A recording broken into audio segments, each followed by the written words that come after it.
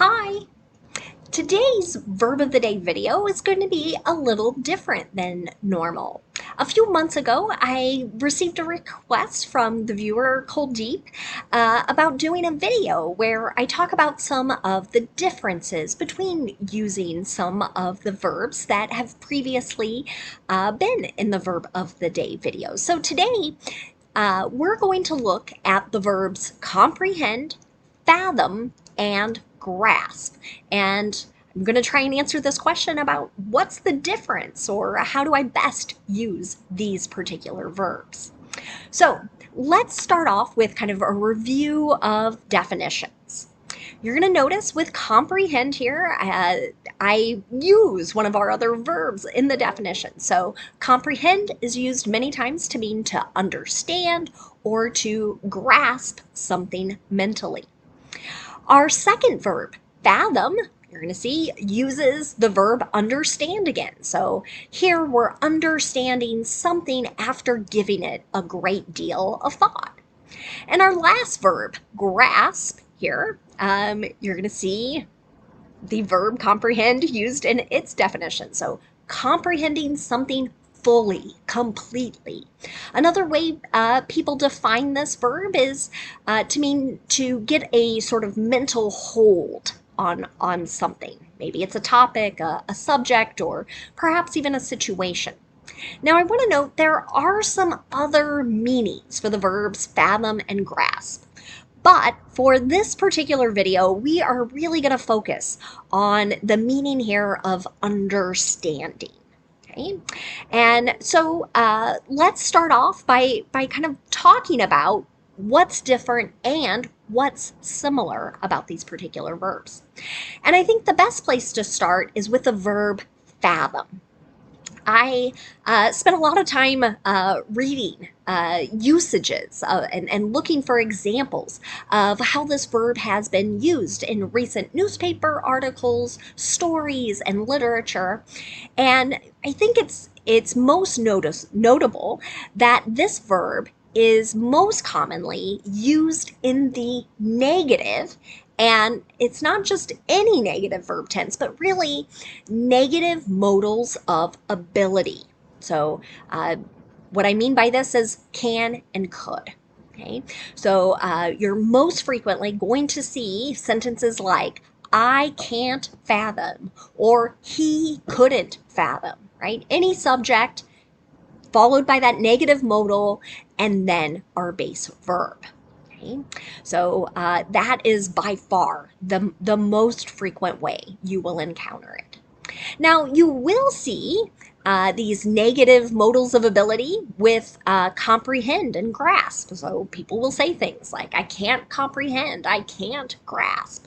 Okay? But you also see these verbs used in more positive and negative sentences in just about any verb tense, as well as in questions, whether they're yes or no or more information or WH styles of questions. The last thing you should know, and this is a similarity between these verbs, it's really common to see them used in the infinitive, to comprehend, to fathom, to grasp. And now we're going to take a look at some example sentences. I would say really there's more in common with these three verbs than there are differences. So first, I've got a couple example sentences of my negative modals. So first example here, the toddler couldn't comprehend that he was about to become a big brother.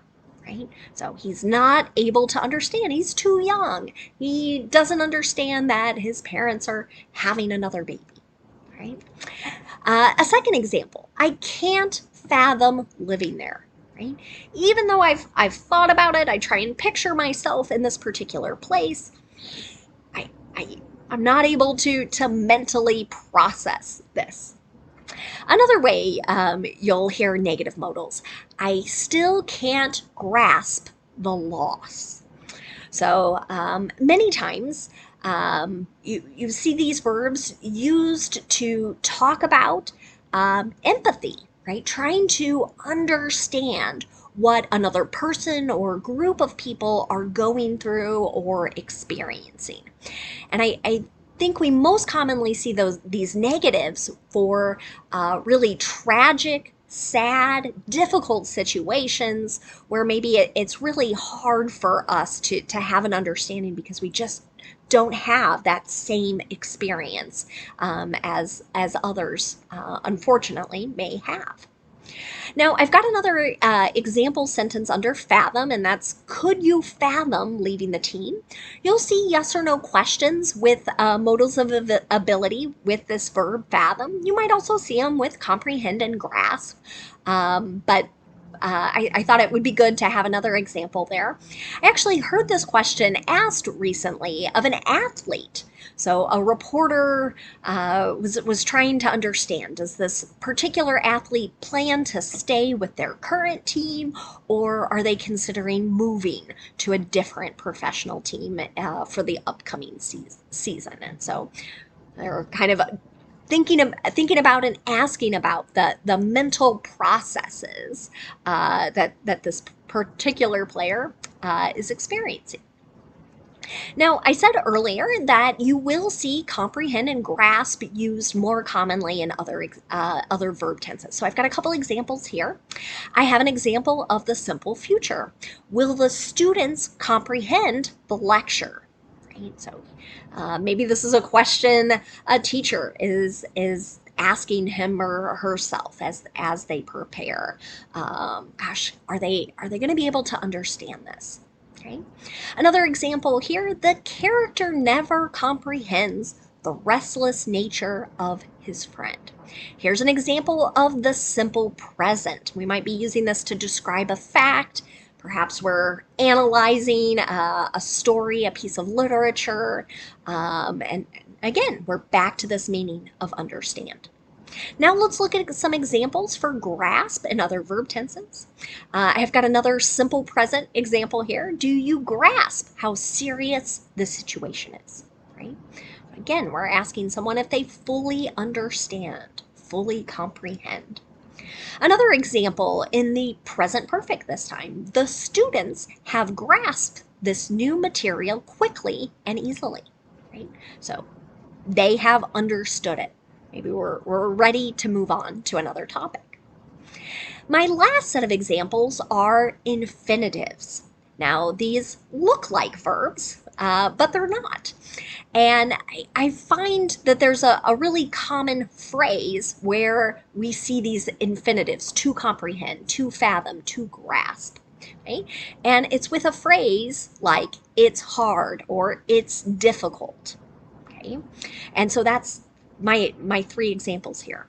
It's hard to comprehend the number of lives she's touched. Right? I saw a sentence very similar to this in an obituary. So it's sort of announcing the death of a particular individual and celebrating this person's accomplishments. And they had used a sentence very similar to this. But I want you to note, the writer for this particular obituary could have said something like, it's hard to fathom the number of lives she has touched. Okay? I would say the meaning here exactly the same. A third option would have been to say, it's difficult to grasp the number of lives she's touched. Okay, so I played around with all of these just to show you some minor differences, but again, the meaning would be the same in all three sentences here. So even though we think about this deeply, we really truly can't understand. It sounds like what a great impact this person had on a large number of people. Thanks so much for watching today's video. I really appreciate the viewers' suggestions, and I appreciate Kuldeep's patience in me making this video. It's taken nearly 3 months, so my apologies on that, but thanks for watching. Please feel free to make suggestions anytime you're viewing one of these videos. Have a great day.